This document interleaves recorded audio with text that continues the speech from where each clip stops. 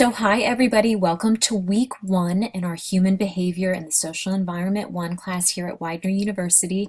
Dr. Eileen McCabe-Moucher here to help guide you through this first week in our class together. Again, please feel free to call me by my first name, which is Eileen. And if you're struggling or if you feel like you have any questions, please don't hesitate to reach out to me, send me an email. I'm happy to help you be successful in the course. So the very first thing that we're going to do in this class is to go down and click on week 1, the multidimensional foundation of social work and person and environment.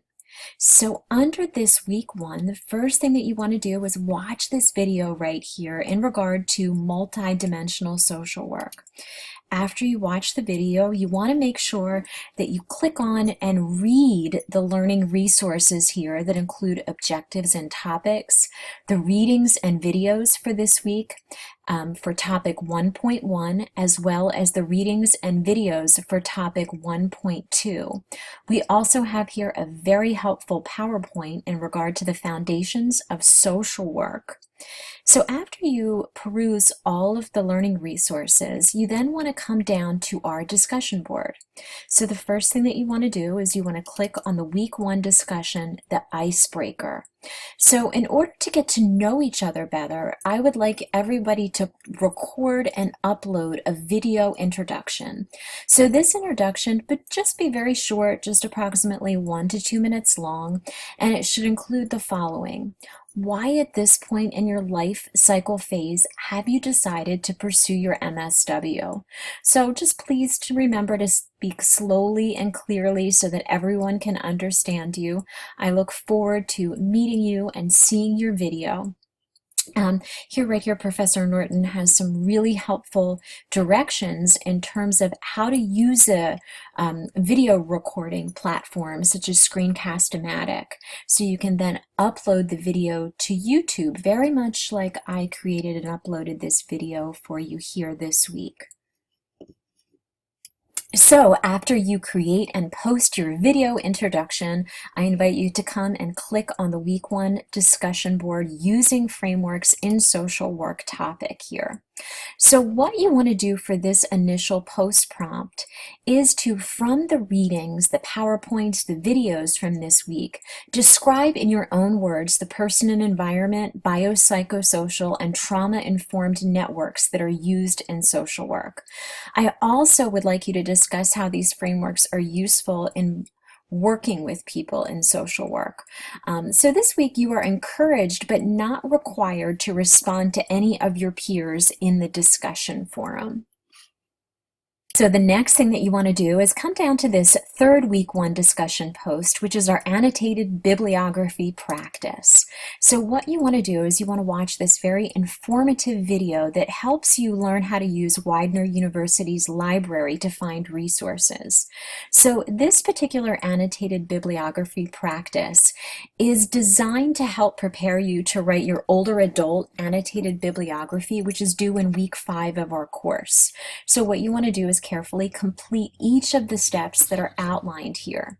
So step 1, you want to access Widener University's electronic database to find an article that can be related to any topic or issue of interest within human behavior. So you just want to make this really easy for yourself, just picking a nice simple topic that maybe you're interested in or perhaps feel passionate about. You don't want to overthink this one. The topic is completely up to you, and the article will only be used to complete this activity. So you want to make sure that the article that you find meets the following criteria. So number 1, it must come from a peer-reviewed journal that is relevant to social work.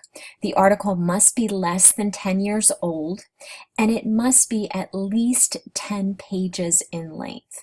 So if you need some information in regard to accessing Widener's library electronic database, you can click on this following video here. I definitely suggest that you do that. So the first thing that you want to do is you want to click on this link. It's called Build an Annotated Bib, and watch the presentation on creating annotated bibliographies. So you can navigate around the presentation by clicking the links on the left-hand side of the menu there. So for step 3, you want to combine everything that you've just done. So you want to take the article that you found in Widener University's electronic database and then write an annotated bibliography for it. For your article, you want to write one paragraph that's summarizing the main points of the article. Most importantly, I'm going to put a big circle or star around this, is in your own words. So then you want to write a second paragraph critiquing the article. So how you critique an article is you're writing what were the author's conclusions and were they biased and why. So you want to keep in mind all of the great things that you learned from the Build an Annotated Bibs presentation. Now there is a step 4. For your initial post, you want to make sure that you complete both of the following parts. Number 1, you want to post your annotated bibliography as your initial post.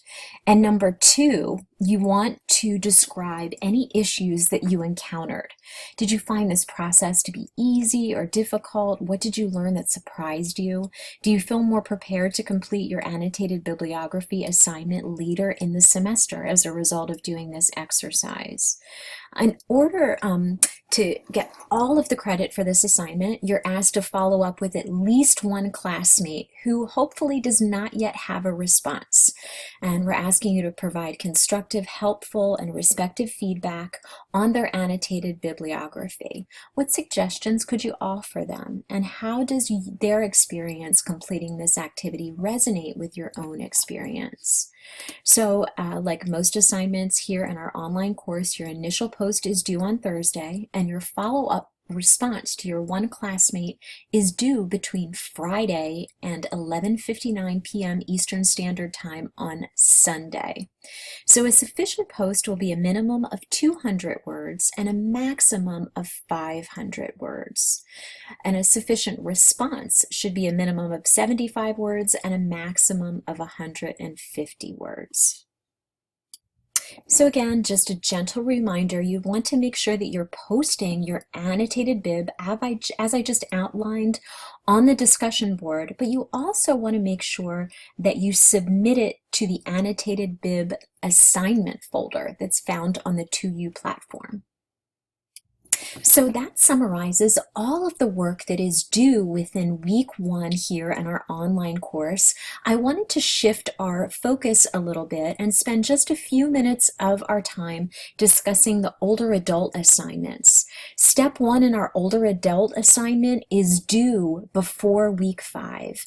And step 1 is called the older adult interview. You can find all of the information in regard to the older adult interview by clicking on it. So what you want to do for this is you want to select a client, a past or a present client, or if you're not currently seeing clients or haven't seen clients in the past, don't worry, it's not required. You can then select an acquaintance who is at least 65 years of age or older. So if you are selecting an acquaintance, you want to interview this person for approximately 45 minutes to 1 hour using the following questions as a guide to elicit information. So you want to make sure that you're adapting these questions to your own personal style as well as that of the individual that you're interviewing. I encourage you to be creative and to take every effort to preserve confidentiality. So you don't want to use any actual first names or last names or any other clearly identifiable information, such as the name of an agency or even the name of a city or state. You want to take every effort that you are preserving confidentiality. So I encourage you to take notes during the interview. You can also consider taping the interview, but you want to keep in mind that you need written permission if you video or audio tape any interview. You want to summarize an account of the interview as soon as you can after the interview while it's still fresh in your mind. So right here are some of the interview guidelines where you're asking the person to discuss in depth with you developmental stages in their life. So some of the suggested questions questions are, what were some of the important episodes or events that they recall from this stage in their life? What was important about them? What issue were they working on? How did they feel during these stages of life? How did they feel in general about themselves, about others around them, about their relationships, about their environment? You really want to be thinking about that ecological perspective, ecological lens here. What did they learn about most during these stages? What were some of the difficult challenges and proud accomplishments of key phases? What were the external and internal resources that made it possible or impossible for the older adult to achieve life goals? And how did family, friends, culture, communities, organizations help or hinder the person in regard to fulfilling aspirations? What contributions has this person made to society in his or her own view? So that right there nicely summarizes the step 1 of the older adult interview. Again, you're making sure that you complete that by the Sunday, 11:59 Eastern Standard Time, week 5. Step 2 of our older adult project is the older adult annotated bibliography, which is due week 5. So using Erickson's psychosocial framework, we're asking you to choose one of the developmental stages that you discussed in length with your interviewee. So you want to make sure that you're using Widener's electronic database to locate at least 4 scholarly peer-reviewed journal articles that are related to the developmental stage that you selected, or create an annotated bibliography of these articles. So for each of the article, you're going to write 1 paragraph summarizing the main points of the article in your own words. Then you're going to write that second paragraph that's critiquing the article. Again, what were the author's conclusions and were they biased? Why or why not? You should have approximately 1 double-spaced page per article. So again, that exercise that we did in week 1 for the annotated bibliography is a great learning ground, and I think it's going to really prepare you well for this step 2 of the older adult annotated bibliography. So here is a very specific, well-written rubric that is a guide that I'm going to be using when I grade the assignments. So as always, after you look over this rubric and the assignment, feel free to reach out to me if you have any questions or anything that you'd like to have clarified. So that brings us to step 3, the older adult oral video presentation, which is due week 6 of the course. Below that is the older adult video presentation template, which is really helpful, and you'll need to refer back to that as you're creating this older adult oral video presentation. So all of the information that you need for this step 3 can be found on clicking on step 3 here. So the purpose of this presentation is to integrate everything that you've learned from this course about human behavior and apply this knowledge to your client or the acquaintance that you chose for your older adult interview. So you're going to be applying 2 theoretical perspectives to 1 life cycle stage of your interviewee's life. So information from your annotated bibliography should also be present throughout this presentation. So you're going to be using PowerPoint. Again, that template was provided earlier. You can find that right underneath that step 3 older adult video presentation under major assignments. And you're going to use Screencast-O-Matic to record the oral component of your video presentation. So you want to make sure that you're recording an oral presentation to go along with your PowerPoint. So there are presentation components here that need to be organized. The first thing that you want to do is you want to identify and apply the chosen developmental stage of Ericksonian's biopsychosocial theory of development to the interviewee's life narrative. So all of the 3 following points need to be discussed. The first one is you want to discuss important experiences from the developmental stage. Then secondly, you wanted to make sure that you're covering difficult challenges and accomplishments related to the developmental stage. So thirdly, you want to be exploring factors and events that have facilitated, inhibited the resolution of the psychosocial crisis of that developmental stage. For the second component, you want to include biopsychosocial factors or events that may have facilitated and or inhibited the resolution of the psychosocial crisis. So again, all 3 points below are to be discussed. You want to make sure that you highlight how issues of diversity and difference, which include but aren't limited to race, ethnicity, gender, religion, culture, age, social class, education, etc., have shaped your interviewee's life experience. You also want to make sure that you include how oppression and racism may shape the interviewee's life experience. Thirdly, you want